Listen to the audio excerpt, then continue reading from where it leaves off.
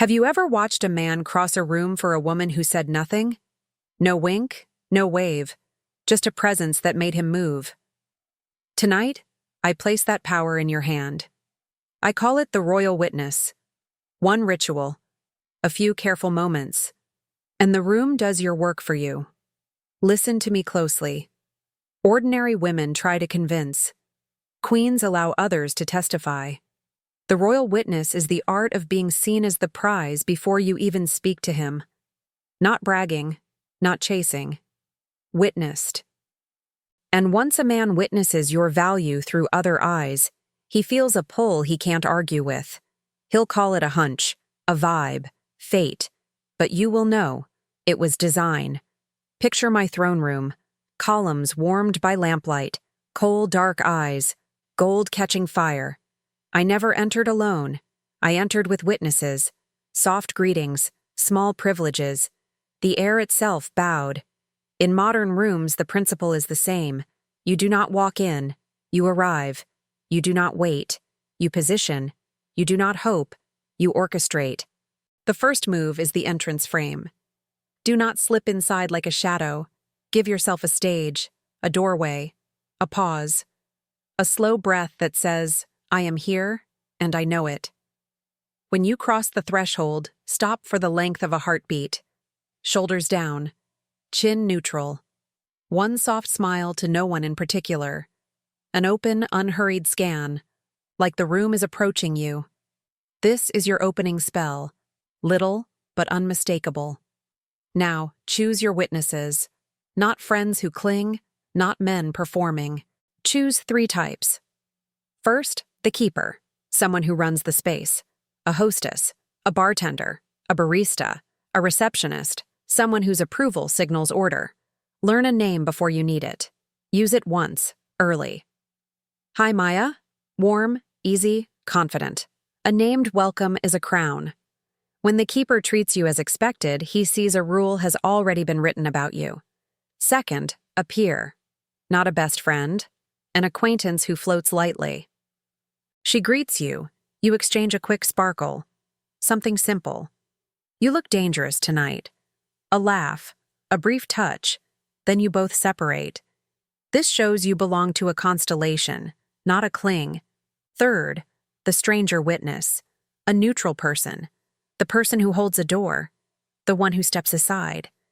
You acknowledge with a small nod and a gentle, thank you. No gush ever. The message, people respond to you, and you value them without fawning.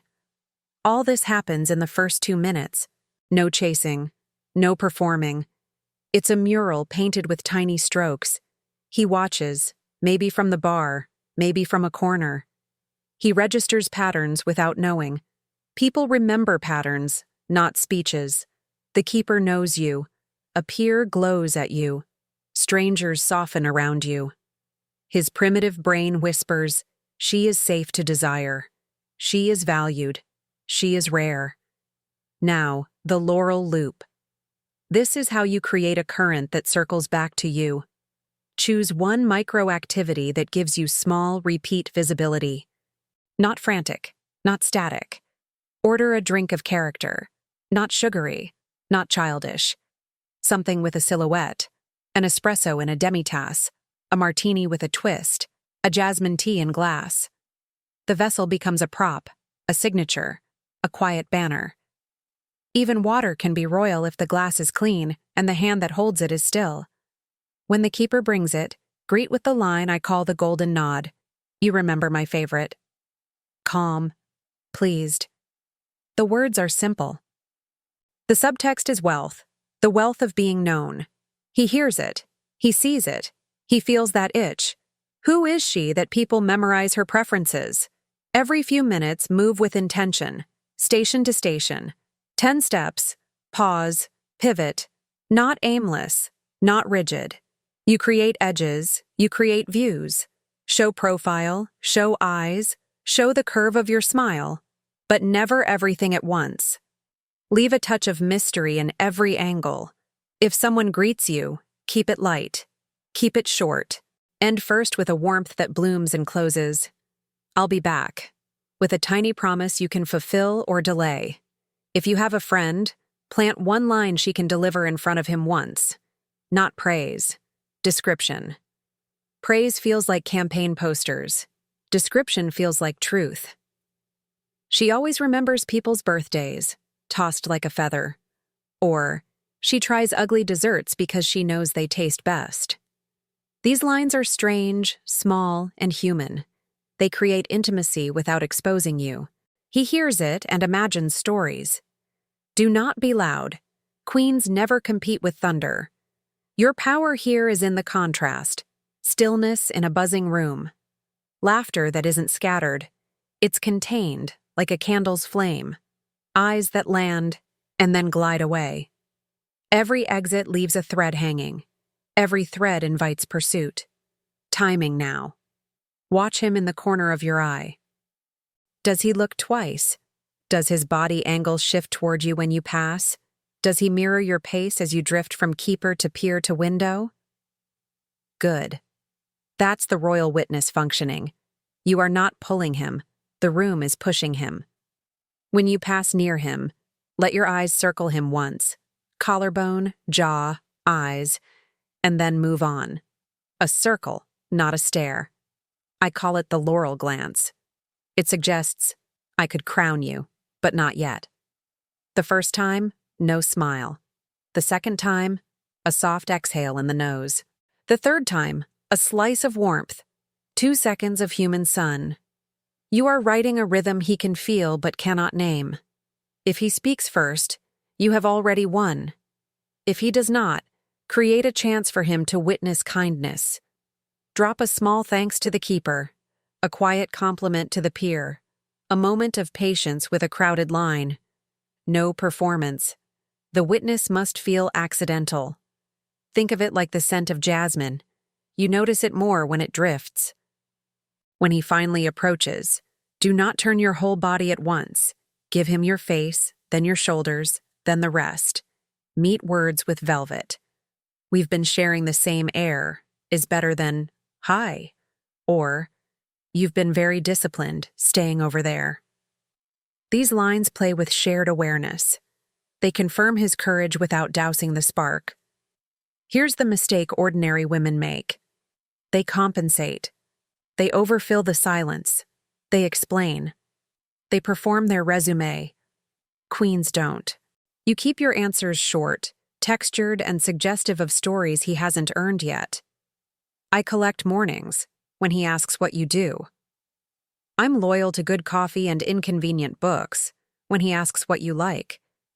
He should leave the exchange with curiosity, not a catalog. Now, the pivot that turns conversation into pursuit. Ask for a small, crisp contribution that invites future contact. Not a favor that traps him. A contribution that flatters his taste. You have 2 minutes to improve my playlist. 1 song, surprise me. Or, you seem safe with maps. Pick a place I've never noticed, within 10 blocks. He invests. You seal it with a line that sets your standard. If I like it, I owe you a story. You are not promising your time. You are promising your depth. It's different. It makes him reach. Pause with me.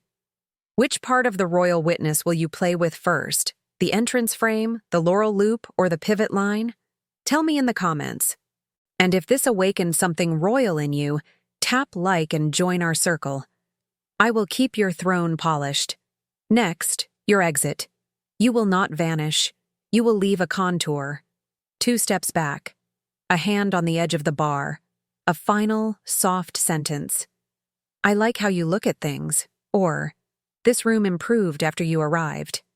Then a smile that lifts and closes. You turn away without hesitation. He must feel the door is open, but the gate, your time, is guarded. The royal witness doesn't end at the door. It continues in the small trail you leave behind. If he sends the song, listen and respond with an emotion, not a score. That guitar is morning sun. This one tastes like cinnamon and rain.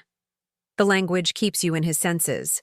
If he picks a place, say, I'll walk past it this week. If it calls, I'll let you know. You do not promise. You foreshadow. In work settings, this law is equally potent and safer than flirting. Replace drinks with deliverables. Let others witness your reliability, your calm under pressure, your grace in conflict. The keeper becomes the project lead who says your name first in meetings.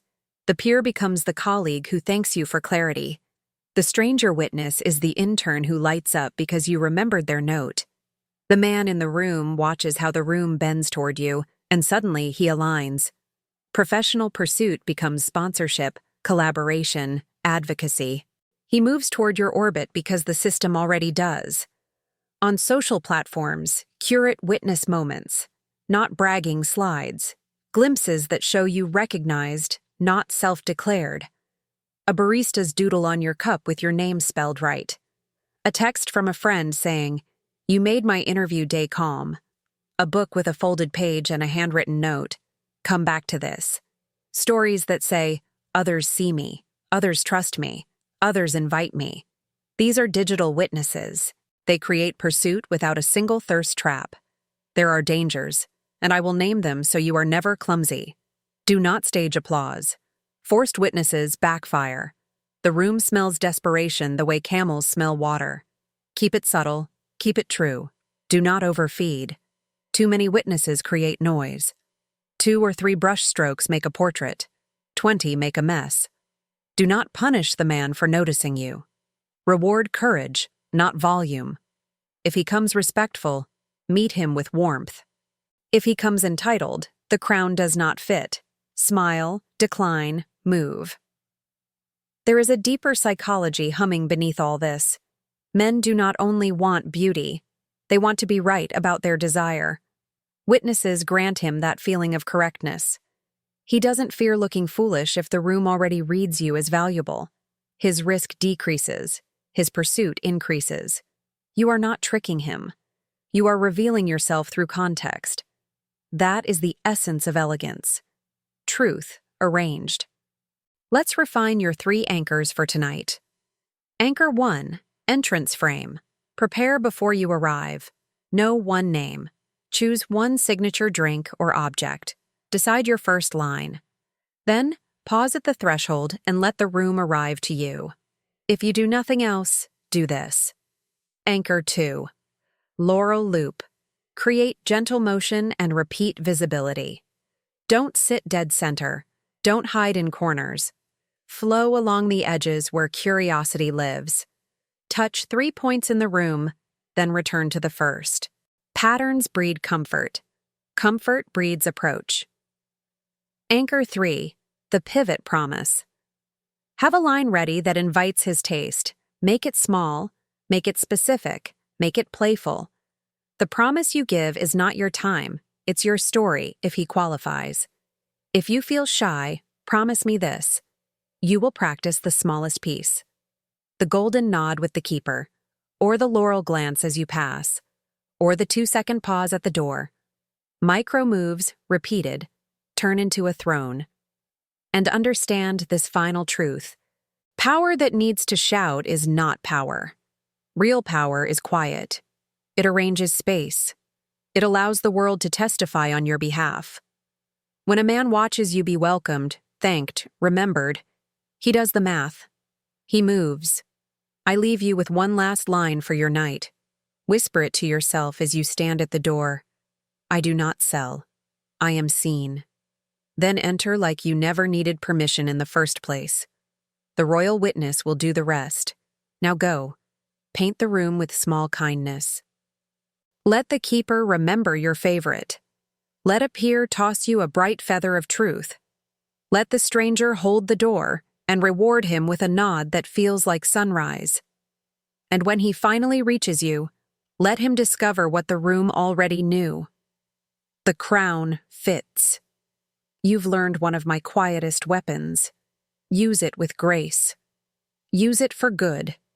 And when the world moves toward you, choose, don't chase. That is how queens are made and how legends begin.